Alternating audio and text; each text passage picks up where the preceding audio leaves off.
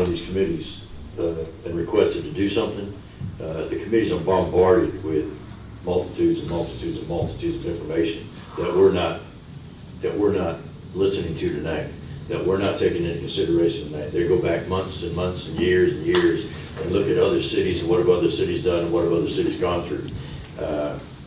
I just like anybody else, why not? When I first read the proposal for last month, when it was back off the side street, I said, why are we going to put in the side street?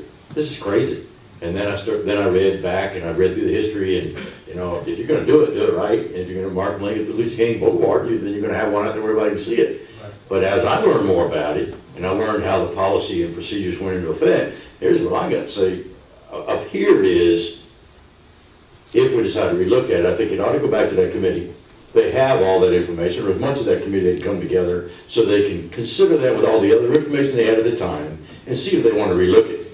They see what the policy has brought us today and what it brought us to today, and see if they want to make any adjustments to it, and see what we do. There's a lot of work by those committees, and having sit on one of those committees, and for somebody to turn around and make a decision against what my recommendations were after I give all the time away from my family and my friends, I'd be a little upset. So I think if somebody does look, better go back to that committee, authorize that committee's chance to relook, see where we're at today. Is that what you really intended with this policy that you wrote up? If it is, have a nice day. If it's not, then you ought to go back to council and recommend something different.